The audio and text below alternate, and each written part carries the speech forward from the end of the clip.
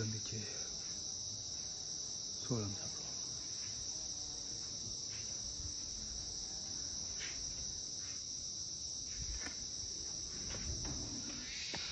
தனியாக போகிறேன். சத்தம் கேட்க வீதி கிளப்பு. மழை பெய்யுது, ஆனால் கடுமையாக பெய்யலை மழை. அதால் ரெயின் கோட் எடுக்கல, கையில் இருந்த கூடிய பிரித்து பிடிச்சாச்சு. ஓகே, ஆமாம், தனியே சோலோ ஹைக்கம் சோலோ. சுற்றி வர காட்டுக்குள்ள எல்லா பூச்சி புழுக்கள் எல்லாம் சத்தம் போட மருங்கு ஒரு மாதிரி. இதில் சோலோ கை கொண்டு தெம்பா வந்து சேர்ந்துட்டேன் பாரு. கக்கூஸ் கண்ணாடியில் ஒரு ஜல்பி பாருங்கோ.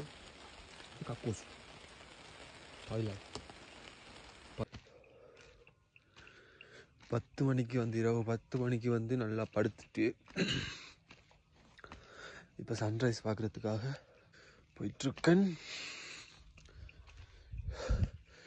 எப்படியும் ஒரு கிலோமீட்டர் கிட்ட நடக்கணும். 1 கிலோமீட்டர் கிட்ட நடந்தா மேலே டொப்புக்கு போயிடுவேன்.